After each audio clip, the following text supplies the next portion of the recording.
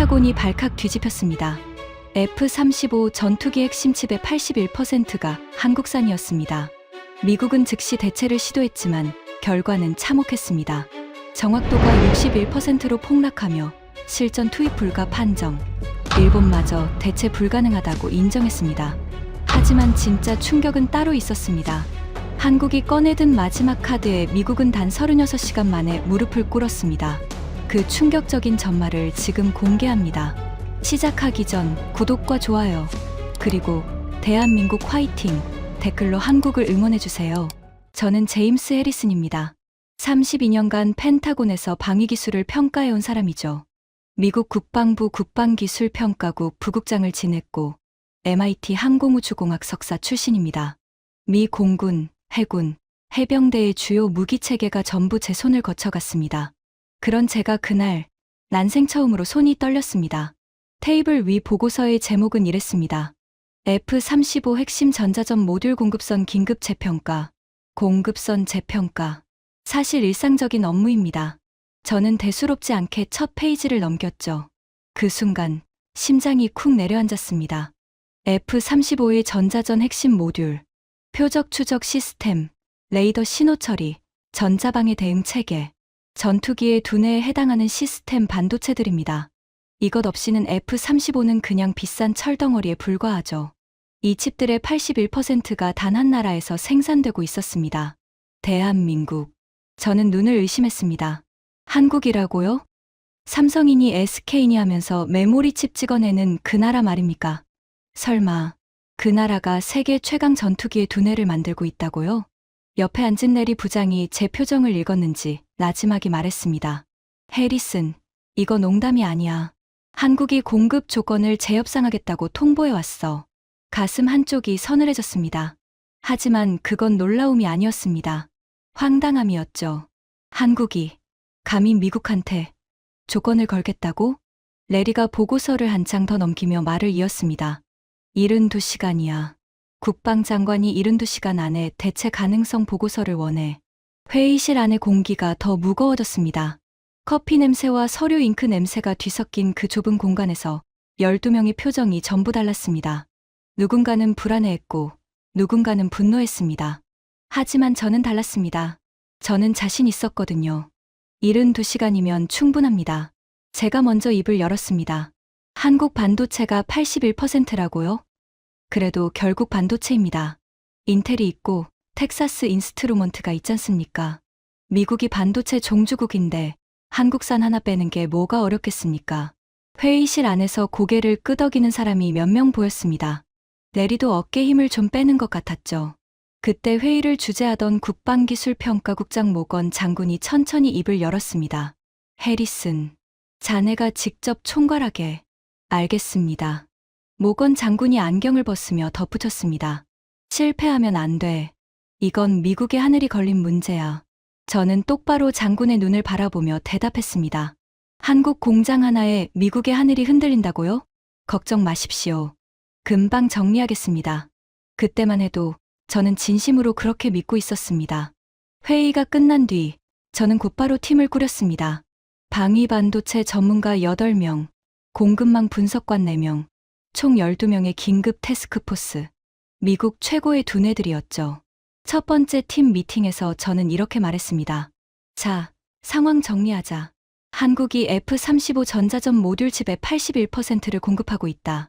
하지만 그게 대체 불가능하다는 건 아니야. 팀원 중 한 명인 마이크가 고개를 끄덕이며 말했습니다.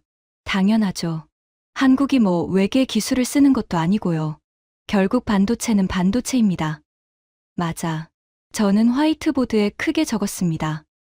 6개월. 우리 목표는 6개월 안에 한국산 칩을 미국산으로 100% 대체하는 거야. 72시간 안에 가능성 보고서를 올리고 6개월 안에 실행까지 끝낸다. 마이크가 자신감 넘치는 표정으로 물었습니다. 한국 업체가 정확히 어디야? 저는 솔직히 잘 몰랐습니다. 삼성은 알죠. SK도 들어봤고요. 하지만 방위용 시스템 반도체를 만드는 한국 기업이라니 이름조차 낯설었습니다. 확인해 봐야 해. 아마 삼성 계열이겠지. 그때 공급망 분석관 제니퍼가 조심스럽게 끼어들었습니다. 해리슨 부국장님, 한 가지 확인하셔야 할 게 있는데요. 뭔데? 이 칩들이 단순 위탁 생산이 아닙니다. 설계 자체가 한국 독자 기술이에요. 순간 회의실이 조용해졌습니다. 하지만 그 침묵은 1초도 가지 않았습니다. 마이크가 피식 웃으며 말했으니까요. 설계가 한국산이면 뭐 어때? 우리가 역설계해서 다시 만들면 되지. 미국에 인텔이 있잖아. 저도 마이크 말에 동의했습니다. 솔직히 한국의 반도체 기술이 대단하다는 건 알고 있었습니다. 하지만 그건 메모리 칩 이야기였죠. 스마트폰에 들어가는 저장 장치, 서버에 꽂는 RAM 같은 것들. 대량 생산 분야에서 한국이 강한 건 맞습니다. 하지만 방용 시스템 반도체는 차원이 다릅니다. 극한 온도에서 작동해야 하고 전자기 펄스에 견뎌야 하며 신뢰도가 99% 이상이어야 합니다. 이건 미국의 영역이었습니다. 아니, 미국만의 영역이어야 했죠. 저는 제니퍼를 바라보며 말했습니다. 제니퍼, 걱정 마. 한국이 메모리 좀 잘 만든다고 방이용까지 잘 만드는 건 아니야. 치킨집 잘한다고 미슐랭 레스토랑 하는 거 아니잖아. 회의실에서 웃음이 터져 나왔습니다. 제니퍼만 입술을 꾹 다물고 있었죠. 저는 그녀의 표정이 좀 신경 쓰이긴 했습니다. 하지만 대수롭지 않게 넘겼습니다. 사실 저에게 한국은 그런 나라였습니다. 15년 전 아시아 방위산업 시찰 때 한국에 간 적이 있었거든요. 그때 본 한국의 방위 관련 시설은 솔직히 인상적이지 않았습니다. 깔끔하긴 했지만 규모가 작았고 핵심 장비는 대부분 미국산이었죠. 그때의 기억이 제 판단의 근거였습니다. 한국은 우리가 준 기술로 부품을 만드는 나라. 원천 기술은 미국에 있고 한국은 그걸 조립하는 나라. 지난 15년 동안 뭐가 크게 달라졌겠어. 이것이 제 32년 커리어 동안 쌓아온 확신이었습니다. 하지만 15년은 긴 시간이었습니다. 그리고 그 15년 동안 한국에서 무슨 일이 벌어졌는지 저는 전혀 모르고 있었죠. 그날 밤 집에 돌아와서 아내에게 말했습니다. 한국 때문에 좀 바빠질 것 같아. 한국, 무슨 일인데? 별거 아냐. 부품 공급선 하나 바꾸는 거야. 한 달이면 끝날 일인데 위에서 72시간이래. 저는 정말 그렇게 생각했습니다. 한 달이면 끝날 일이라고요. 아내가 와인잔을 건네며 웃었습니다. 당신이 그렇다면 그렇겠지. 32년 경력이 거짓말하겠어? 저는 그 말에 자신감이 더 차올랐습니다. 그런데 문제는요. 32년 경력이 진짜로 거짓말을 하고 있었다는 겁니다. 다음 날 아침 상황이 꼬이기 시작했습니다. 팀원들이 밤새 수집한 자료를 보고받는데 뭔가 이상했습니다. 마이크가 얼굴이 굳은 채로 들어왔습니다. 해리슨, 인텔 쪽에 확인해봤는데 좀 그래. 뭐가? 한국이 납품하는 방위용 칩이 3나노 극한 공정으로 만들어진대. 인텔 현재 군사 등급 칩은 7나노야. 저는 숫자를 듣고도 크게 동요하지 않았습니다. 7나노면 충분하지 않아? 지금까지 문제없이 잘 써왔잖아. 그게 문제가 아니라 이 칩들이 특수 설계되어 있어서 단순히 공정만 따라간다고 되는 게 아니래. 회로 구조 자체가 달라. 저는 손을 저었습니다. 역설계하면 돼. 미국에 그 정도 기술력은 있어.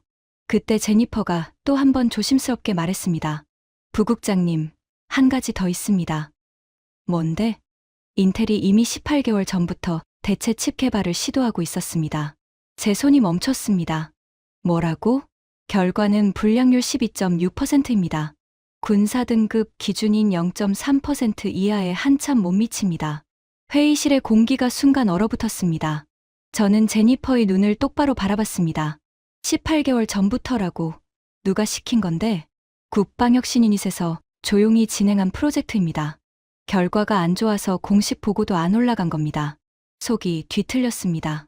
하지만 인정하고 싶지 않았습니다. 불량률 12.6%는 초기 단계니까 그럴 수 있어. 시간을 더 주면 잡히는 수치야. 제니퍼가 대답 대신 노트북 화면을 돌려 보여줬습니다. 인텔 내부 엔지니어링 보고서였습니다. 18개월간의 추이입니다.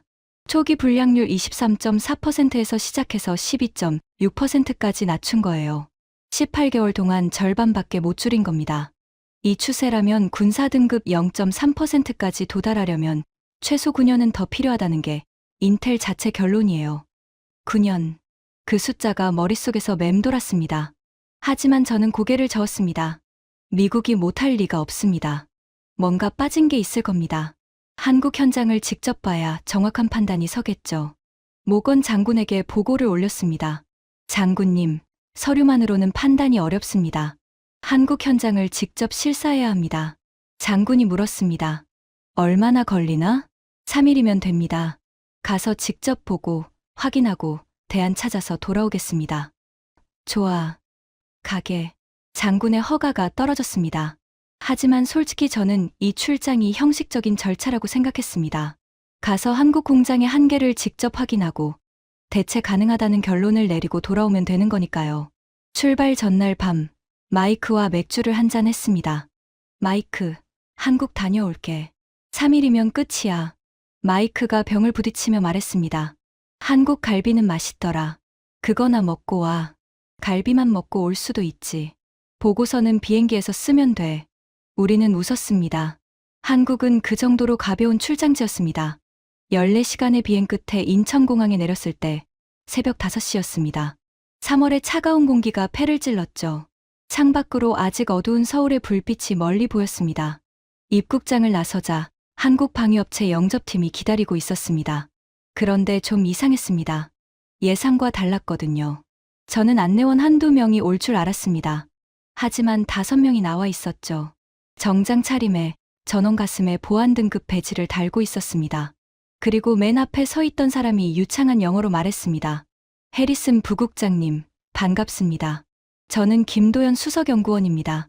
MIT 전자공학 박사 출신이고 현재 방위반도체 개발팀을 총괄하고 있습니다. MIT, 순간 가슴이 뜨끔했습니다. 한국 연구원이 제 모교 출신이라고요? 김 수석 뒤에 서 있던 연구원들도 차례로 인사했습니다. 스탠퍼드 박사, 칼텍 박사, 조지아텍 박사, 미국 최고 명문대 박사 학위를 가진 사람이 4명이나 한국 방위반도체 연구소에서 일하고 있었습니다. 등줄기로 미세한 한기가 스쳤습니다.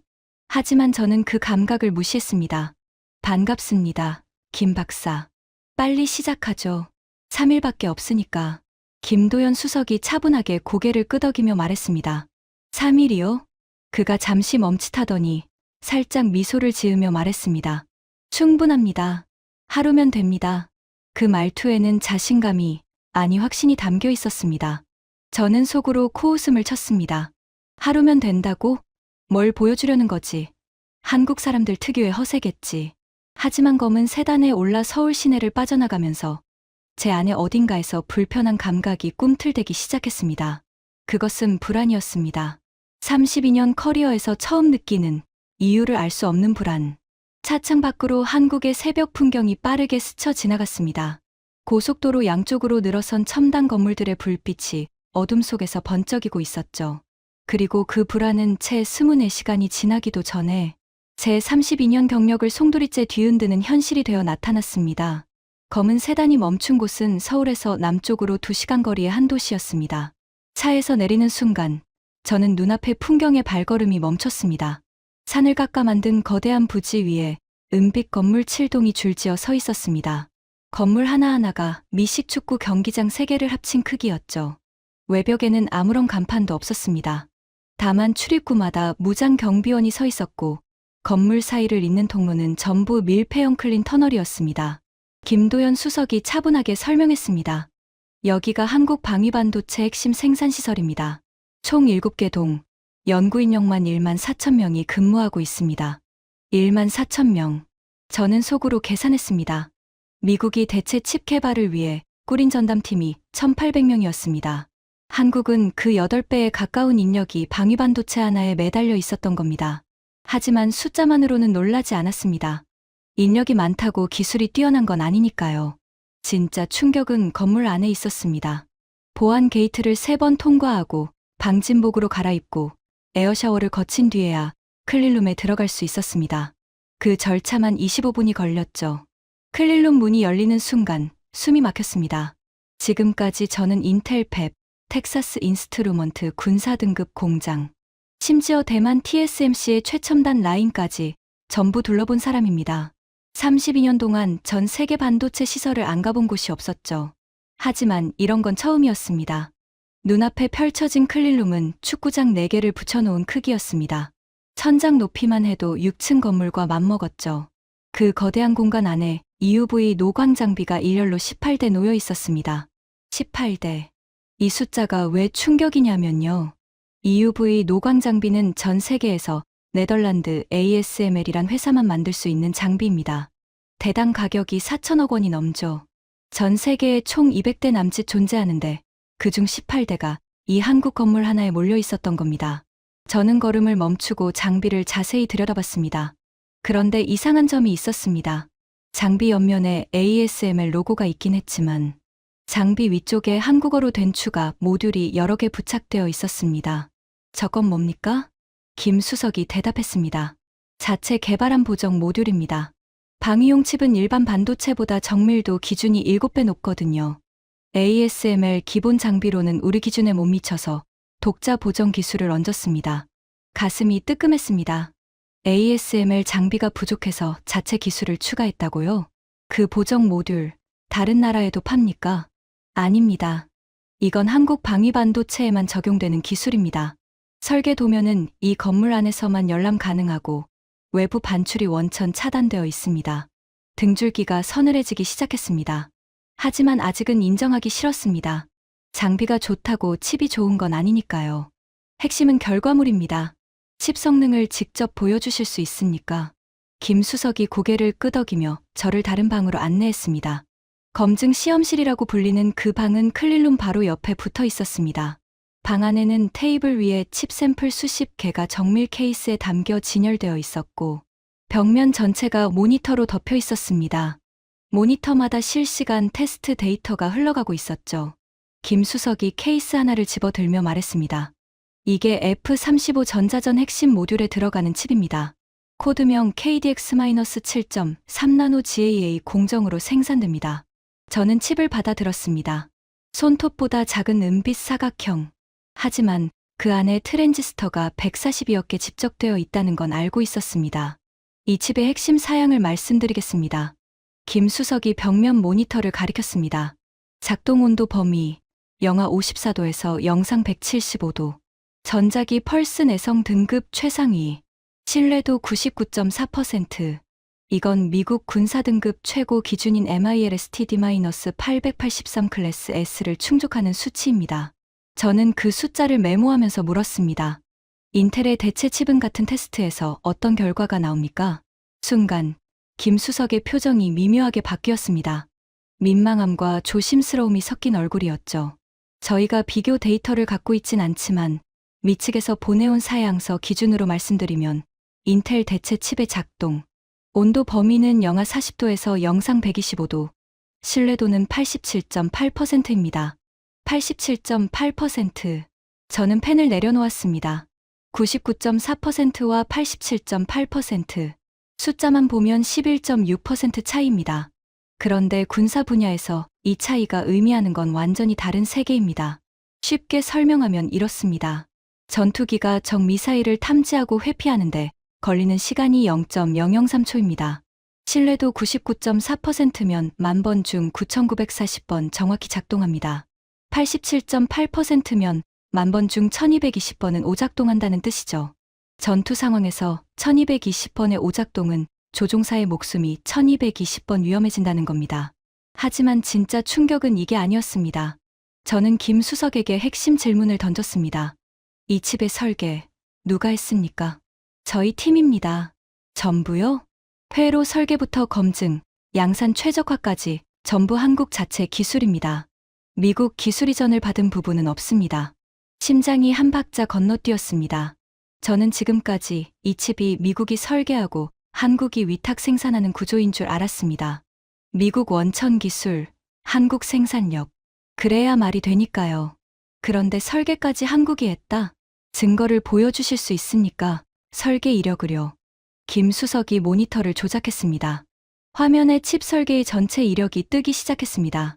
최초 컨셉 설계부터 시뮬레이션 기록, 프로토타입 제작 로그, 군사 등급, 인증 과정까지 전부 한국어로 작성되어 있었고 한국 연구원들의 서명이 빼곡했습니다. 2년 7개월 치 기록이었습니다. 2년 7개월이면 이 칩을 처음부터 만들어낸 겁니까? 네. 최초 컨셉부터 양산 인증까지 2년 7개월 걸렸습니다. 미국에서 같은 수준의 칩을 설계하려면 얼마나 걸립니까? 김 수석이 잠시 망설이더니 대답했습니다. 제가 MIT에서 같이 공부한 동기가 인텔 방위사업부에 있습니다. 그 친구 말로는 비슷한 사양의 칩 하나 설계하는데 최소 6년이라고 했습니다. 6년 대 2년 7개월. 3배 가까운 차이. 손이 떨리기 시작했습니다. 하지만 아직 인정할 수 없었습니다. 설계 속도가 빠르다고 품질이 좋은 건 아닐 수 있으니까요. 뭔가 구멍이 있을 겁니다. 반드시. 이 칩이 F-35 전체 전자전 시스템에서 차지하는 비중이 정확히 얼마나 됩니까? 김 수석이 잠시 고민하더니 옆에 있던 여성 연구원에게 눈짓했습니다. 박지영 선임 연구원이 태블릿을 들고 앞으로 나왔습니다. 해리슨 부국장님, F-35 전자전 시스템은 크게 4개 모듈로 구성됩니다. 표적 추적, 레이더 신호 처리, 전자방해 대응, 데이터 링크. 이 4개 모듈에 들어가는 핵심 칩이 총 23종입니다. 그중 한국산이 몇 종입니까? 19종입니다. 비율로 환산하면 81%입니다. 나머지 4종은 범용 칩입니다. 그건 미국산도, 대만산도 대체 가능합니다. 하지만 19종은 아닙니다. 왜 대체 불가능합니까? 박 선임의 목소리가 단호해졌습니다. 공정이 다르고 설계가 다르고 무엇보다 이 칩들은 서로 연동되거든요. 19종 중 하나만 바꿔도 전체 시스템 호환성이 무너집니다. 일부 교체가 아니라 19종 전부를 동시에 대체해야 합니다. 19종 동시 대체. 머릿속에서 계산이 돌아갔습니다. 칩 하나 설계에 6년. 19종이면 단순 계산으로 114년. 물론 동시에 개발하면 줄겠지만 19종의 상호 호환성까지 맞추려면 시간은 기하급수적으로 늘어납니다. 그 순간 제니퍼가 말했던 9년이라는 숫자가 다시 떠올랐습니다. 그게 과장이 아니었던 겁니다. 다리에 힘이 풀리는 걸 느꼈습니다. 하지만 의자에 앉는 대신 저는 더 깊이 파고들기로 했습니다. 아직 인정할 수 없었으니까요. 검증 시험실에서 나온 뒤 저는 잠시 혼자 있을 시간이 필요했습니다. 건물 밖 벤치에 앉아 차가운 공기를 들이마시며 워싱턴에 전화를 걸었습니다. 마이크에게였습니다. 마이크, 나야. 해리슨. 갈비는 먹었어? 마이크, 농담할 때가 아니야. 전화기 너머로 마이크가 움찔하는 게 느껴졌습니다. 왜, 무슨 일인데? 여기 생각보다 심각해. 한국 칩이 단순 위탁 생산이 아니야. 설계부터 전부 자체 기술이고 F-35 전자전 핵심 칩 23종 중 19종이 한국산이야. 비율로 81%. 그건 우리도 알잖아. 보고서에 있었고. 아니, 그 숫자가 의미하는 걸 몰랐다는 거야. 이 19종이 전부 연동 설계야. 하나만 바꿔도 전체가 무너져. 일부 대체가 안 되고 19종을 한 번에 갈아야 해. 마이크가 침묵했습니다. 5초, 10초. 그래서 어떡하자는 거야? 인텔 말고 다른 옵션은 없어? 일본은, 대만은? 일본은 내가 확인해 볼게. 잠깐만. 전화를 끊고 30분쯤 지났을 때 마이크에게서 다시 연락이 왔습니다. 해리슨, 일본 쪽 확인했어. 그래서? 좋은 소식은 아니야. 마이크의 목소리가 무거웠습니다. 일본 방위성이 작년에 자체적으로 한국 방위반도체 대체 가능성 평가를 극비로 진행했대. 결과 보고서가 있어. 결론이 뭔데? 대체 불가. 향후 15년간 대체 불가능이라는 게 일본 방위성 자체 결론이야. 귀를 의심했습니다. 일본이요? 반도체 분야에서 한때 세계를 제패했던 일본이 한국 방위반도체를 대체할 수 없다고 스스로 결론 내렸다고요? 그 보고서 원문 구할 수 있어? 이미 보내고 있어. 메일 확인해. 노트북을 꺼내 메일을 열었습니다. 일본어로 된 기밀 보고서 52페이지짜리가 도착해 있었습니다. 번역 소프트웨어를 돌리며 핵심 부분을 읽기 시작했습니다. 보고서의 결론 부분에서 눈이 멈췄습니다. 한국의 방위반도체 기술은 설계, 공정, 검증 전 영역에서 독자적 생태계를 구축했으며 이를 대체하기 위해서는 최소 15년의 기간과 28조엔 이상의 투자가 필요할 것으로 판단됨. 28조엔. 한국 돈으로 약 260조 원입니다. 하지만 진짜 충격적인 건 다음 문단이었습니다. 한국 방위반도체를 공급받지 못할 경우 자위대 전력의 약 47%가 영향을 받으며 항공자위대, 소속 F-35, 42대의 전투 능력이 심각하게 저하될 것으로 추정됨. 자위대 전력 47%. 일본이 한국 반도체 없이는 자국 군사력의 절반 가까이를 잃는다는 걸 스스로 인정한 겁니다. 손이 떨렸습니다. 이번에는 추위 때문이 아니었습니다. 일본은 한국의 경쟁국입니다. 반도체 분야에서는 한때 세계 1위였던 나라죠. 그런 일본이 한국 방위 반도체를 대체 불가능하다고 결론 내렸다면 이건 단순한 기술 격차가 아닙니다. 벽입니다. 넘을 수 없는 벽. 저는 벤치에서 일어나지 못했습니다. 다리에 힘이 들어가지 않았거든요. 그때 김도연 수석이 다가왔습니다. 해리슨 부국장님, 괜찮으십니까? 괜찮습니다. 괜찮지 않았습니다. 다음 일정이 있는데 진행하시겠습니까? 저는 깊게 숨을 들이켰습니다. 아직 끝이 아닙니다. 일본 보고서 하나로 결론을 내릴 수는 없죠. 직접 확인해야 합니다. 진행합시다. 김 수석을 따라 다시 건물 안으로 들어갔습니다. 하지만 아까까지 자신감의 찬걸음이 아니었습니다. 발걸음이 무거웠습니다. 김 수석이 안내한 곳은 지하 2층의 시뮬레이션 센터였습니다. 문을 열고 들어가는 순간 어두운 실내에 푸른 모니터 빛이 가득했습니다. 마치 영화 속 나사 관제센터를 보는 것 같았죠. 반원형으로 배치된 콘솔 앞에 연구원 8명이 앉아 있었고 정면 대형 스크린에는 F-35의 3D 모델이 회전하고 있었습니다. 이곳은 F-35 전자전 시스템의 풀스케일 시뮬레이션 센터입니다. 김 수석이 설명했습니다. 실제 F-35에 탑재되는 것과 동일한 칩셋으로 구성된 테스트 베드가 있습니다. 여기서 칩 성능, 시스템 호환성, 극한 환경 시뮬레이션을 전부 돌릴 수 있습니다. 저는 물었습니다. 한국 칩과 미국 대체 칩의 비교 시뮬레이션을 돌릴 수 있습니까? 김 수석이 잠시 옆에 연구원과 눈을 마주쳤습니다. 그리고 천천히 대답했습니다. 사실 이미 돌려봤습니다. 뭐라고요? 미국 측에서 인텔 대체 칩 샘플을 보내왔을 때 저희가 자체적으로 비교 테스트를 진행했습니다. 3개월 전 일입니다. 가슴이 두근거렸습니다. 3개월 전에 이미 비교 데이터가 있었다는 건 한국 측은 오래전부터 이 상황을 예상하고 있었다는 뜻이었습니다. 결과를 보여주십시오. 김 수석이 고개를 끄덕이자 연구원이 콘솔을 조작했습니다. 대형 스크린이 둘로 나뉘었습니다. 왼쪽에 한국 KDX-7 칩셋, 오른쪽에 인텔 대체 칩셋이라는 표시가 떴죠. 시뮬레이션 시나리오는 공대공 전투입니다. 적 전투기 3대와의 교전 상황에서 F-35의 표적 추적, 위협 분석, 회피 기동 판단을 테스트합니다. 시뮬레이션이 시작됐습니다. 왼쪽 화면. 한국 칩셋이 탑재된 F-35. 적기 3대의 위치를 0.8초 만에 전부 포착했습니다. 위협 순위를 자동 분류하고 회피 기동 경로를 산출하고 대응 사격 솔루션까지 제시하는 데 걸린 시간 총 1.2초. 표적 추적 정확도 99.4%. 오른쪽 화면. 인텔 대체 칩셋이 탑재된 F-35. 적기 3대 중 2대는 1.5초 만에 포착했지만 나머지 1대를 잡는 데 4.7초가 걸렸습니다. 위협 분석 과정에서 오류가 2회 발생했고 회피 기동 경로 산출에 추가 3.1초. 대응 사격 솔루션은 아예 나오지 않았습니다. 표적 추적 정확도 61.3%. 시뮬레이션이 끝나자 저는 아무 말도 할 수 없었습니다. 61.3%. 이건 실전에서 쓸 수 없는 수치입니다.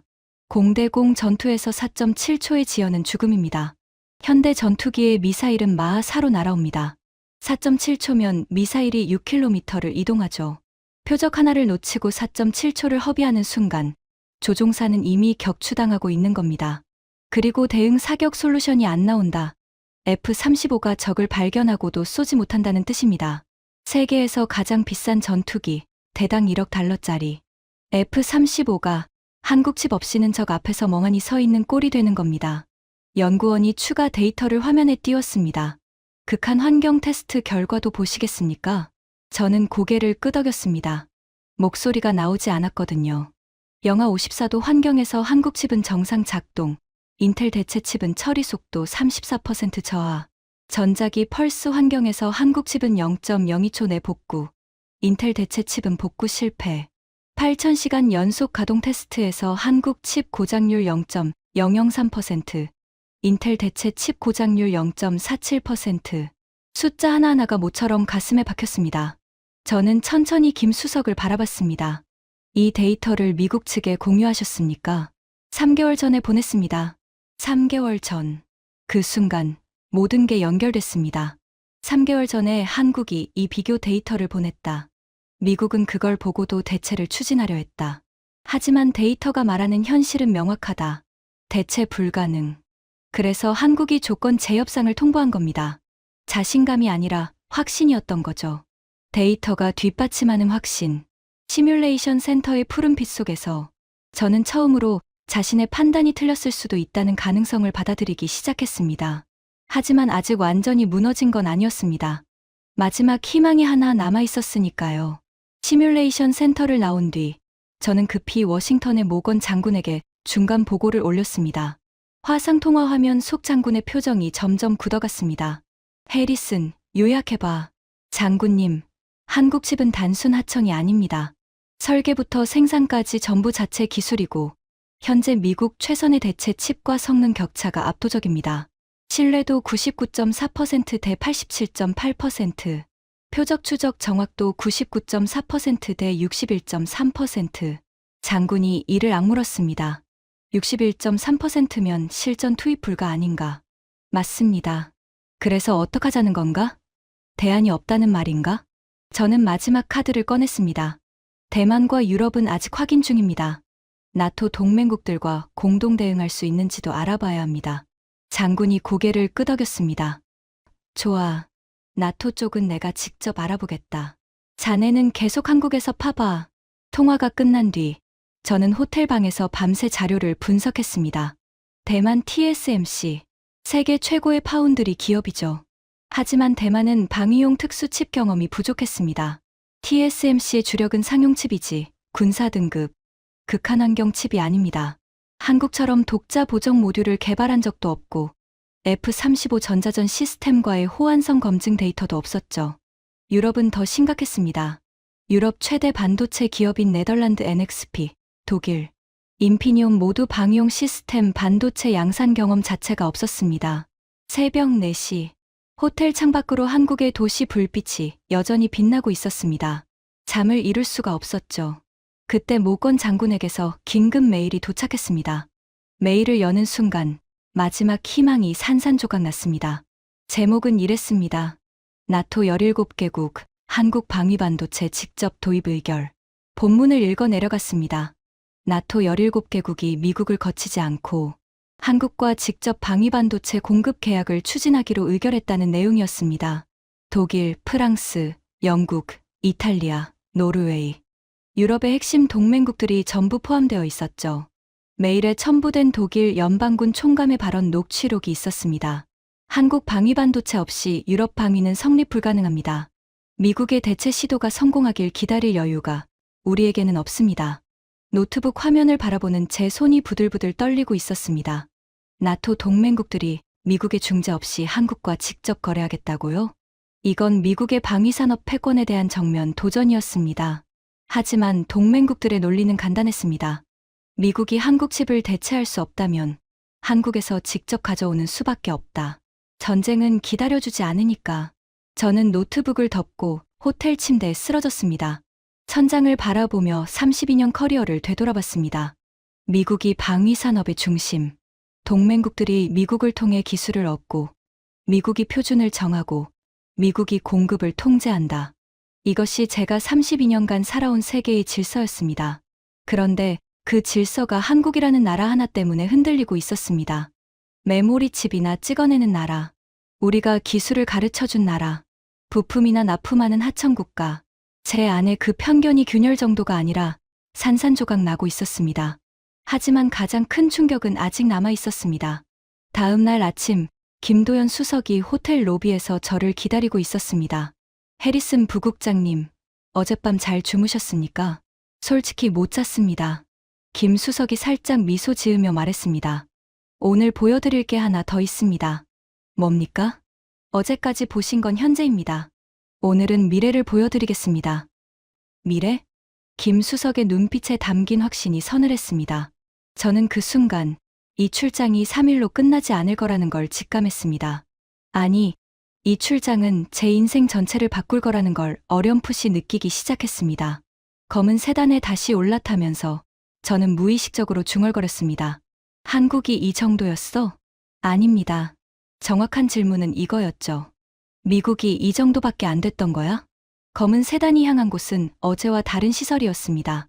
어제의 생산시설에서 차로 40분 거리, 산 중턱에 단독으로 서 있는 건물 한 동이 나타났습니다.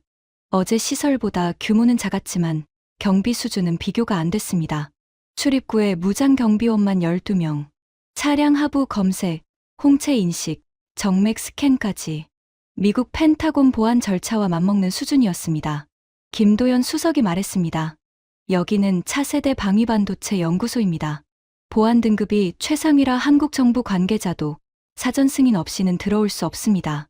그런데 저한테는 보여주는 겁니까? 김 수석이 의미심장하게 미소 지었습니다. 보여드려야 하는 이유가 있습니다. 건물 안으로 들어가자 복도 벽면에 프로젝트 코드명이 적혀 있었습니다. 프로젝트 천둥. 김 수석이 걸음을 멈추고 저를 바라봤습니다. 해리슨 부국장님, 어제까지 보신 KDX-7은 현재 F-35에 들어가는 칩입니다. 지금부터 보여드릴 것은 다음 세대입니다. 다음 세대? 연구실 문이 열렸습니다. 안에는 연구원 6명이 특수 장비 앞에 모여 있었고 테이블 중앙에 특수 케이스가 놓여 있었습니다. 김 수석이 케이스를 열었습니다. 안에는 일반 반도체 칩보다 약간 두꺼운 은빛 칩이 들어 있었습니다. 이것은 양자 레이더 처리 칩입니다. 코드명 QRC 1.6세대 전투기에 탑재될 차세대 레이더 시스템의 핵심입니다. 양자 레이더. 저는 그 단어에 온몸이 굳었습니다. 양자 레이더는 현재 미국, 중국, 유럽이 모두 개발 경쟁을 벌이고 있는 차세대 군사 기술입니다. 기존 레이더는 전파를 쏘아 반사파를 분석하는 방식이죠. 하지만 양자 레이더는 양자 얽힘 현상을 이용해서 스텔스기까지 탐지할 수 있습니다. 문제는 이론은 있는데 실용화에 성공한 나라가 없다는 것이었습니다. 미국도 아직 기초 연구 단계. 실전에 쓸 수 있는 양자 레이더 칩은 세계 어디에도 존재하지 않는다고 제가 알고 있었거든요. 설마 이게 작동하는 칩입니까? 시제품입니다. 14개월 전에 첫 작동에 성공했습니다. 14개월 전. 머릿속이 하얘졌습니다. 14개월 전이면 미국이 아직 기초 연구비 예산을 확보하고 있던 시점입니다. 그때 한국은 이미 시제품을 돌리고 있었다. 성능이 어떻습니까? 김 수석이 벽면 모니터를 켰습니다. 기존 F-35 레이더 칩 대비 처리 속도 53배, 탐지 범위 4.2배 확장, 스텔스기 탐지 확률 기존 12%에서 94.7%로 상승. 숫자 하나하나가 망치로 머리를 때리는 것 같았습니다. 처리 속도 53배. 이건 세대 차이가 아닙니다. 차원이 다른 겁니다. 그리고 스텔스기 탐지 확률 94.7%. 이 숫자의 의미를 아시겠습니까? F-35가 자랑하는 스텔스 성능이 무력화된다는 뜻입니다. 미국이 수천억 달러를 들여 개발한 스텔스 기술이 이 칩 하나로 무의미해지는 겁니다. 저는 의자에 주저앉았습니다. 이걸 왜 저한테 보여주는 겁니까? 김 수석이 차분하게 대답했습니다. 해리슨 부국장님이 찾고 계신 답이 여기 있으니까요. 무슨 뜻입니까? 미국이 한국 방위반도체를 대체하려는 이유를 저도 이해합니다. 기술 종속이 불안하시겠죠. 하지만 현실을 직시하셔야 합니다. 김 수석이 모니터 앞으로 걸어가며 말을 이었습니다. 현재 F-35에 들어가는 KDX-7을 대체하는 데만 최소 9년이 필요합니다. 그런데 9년 뒤 한국은 이미 양자 레이더 칩을 실전 배치하고 있을 겁니다. 미국이 현재를 따라잡으려고 9년을 쓰는 동안 한국은 이미 미래로 가 있는 거죠. 가슴이 무너졌습니다. 9년을 들여 현재를 따라잡아봤자 그때는 이미 9세대 기술이 된다. 한국은 그 사이에 3세대를 앞서가고 있을 거니까 이건 격차가 아니었습니다. 레이스 자체가 끝난 겁니다. 저는 떨리는 목소리로 물었습니다. 이 양자칩 기술을 미국과 공유할 의향이 있습니까? 김 수석이 잠시 침묵했습니다. 그리고 신중하게 대답했습니다.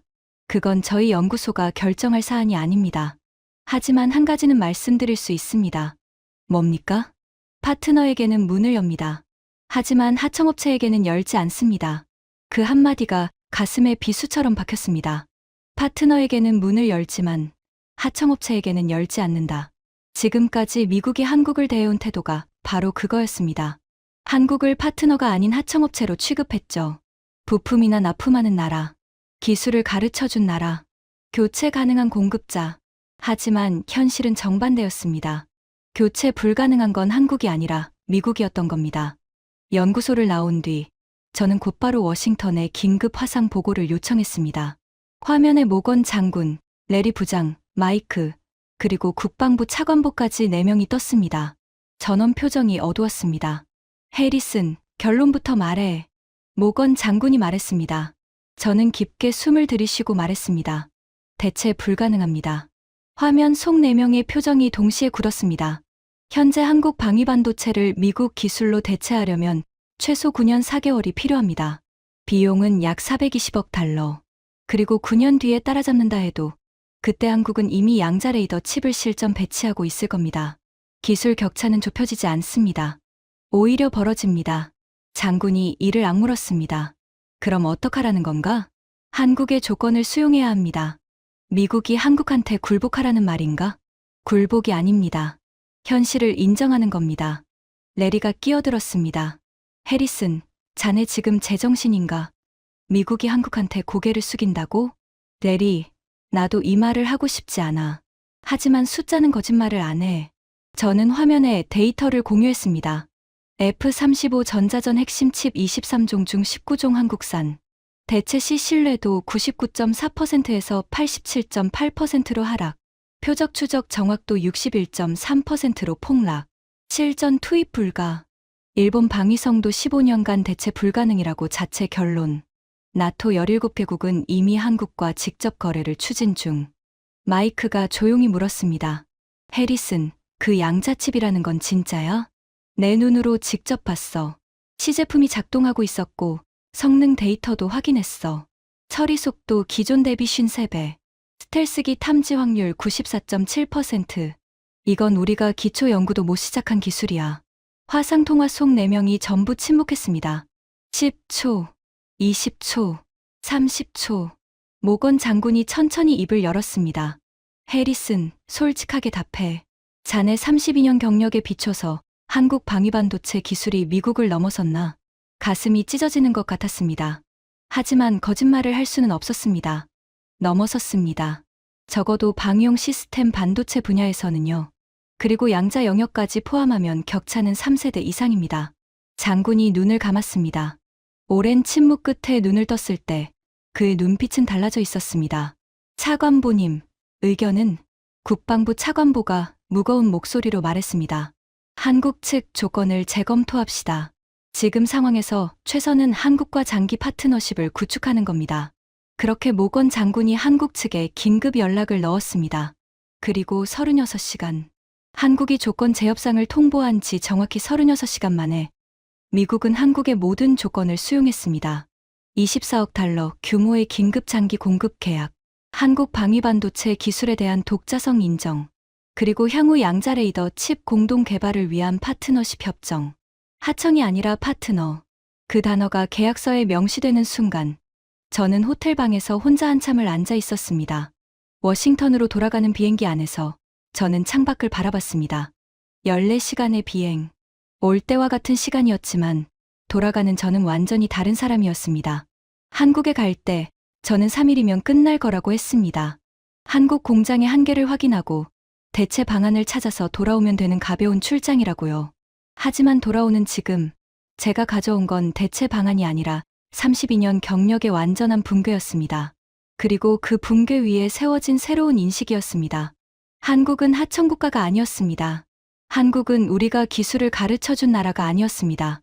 어느 순간부터 우리가 몰랐던 사이에 한국은 우리가 따라갈 수 없는 곳까지 가 있었습니다. 그리고 가장 무서운 건 한국이 멈추지 않는다는 겁니다. 현재의 KDX-7으로도 세계 최고인데 이미 양자칩이라는 다음 세대를 준비하고 있었습니다. 미국이 현재를 따라잡으려 발버둥치는 동안 한국은 이미 미래를 열고 있었죠. 집에 도착해서 아내에게 말했습니다. 여보, 내가 틀렸어. 뭐가? 한국에 대해 전부 다. 아내가 와인잔을 건네며 물었습니다. 그래서 한국이 어떤 나라였는데? 저는 와인잔을 받아들고 한참 동안 말을 고르다 대답했습니다. 우리가 잠든 사이에 미래를 먼저 만든 나라. 한 달 뒤, 저는 펜타곤에서 방위기술 전략 보고서를 발표했습니다. 제목은 이랬습니다. 한국 방위반도체 대체 대상이 아닌 전략적 동반자. 보고서 첫 페이지에 저는 이렇게 적었습니다. 32년간 방위기술을 평가해 온 저의 가장 큰 실수는 한국을 부품 공급자로만 바라본 것이었습니다. 오늘 저는 그 실수를 공식적으로 인정합니다. 발표가 끝난 뒤 모건 장군이 다가와 어깨를 두드렸습니다. 해리슨, 잘했어. 저는 고개를 숙이며 말했습니다. 장군님, 저는 잘한 게 아닙니다. 늦었을 뿐이죠. 지금 이 순간에도 한국의 어딘가에서는 연구원 1만 4천 명이 다음 세대의 칩을 만들고 있습니다. 양자 레이더 너머의 무언가를, 우리가 상상도 못하는 미래를. 그리고 저는 알게 되었습니다.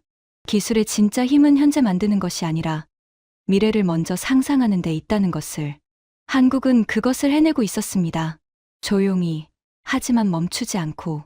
여러분이 보시는 이 채널을 통해 한국의 저력을 더 많은 분들이 아시길 바랍니다. 구독과 좋아요 한 번씩만 부탁드립니다. 더 놀라운 이야기들로 다시 찾아뵙겠습니다. 지금까지 감동테라였습니다. 감사합니다.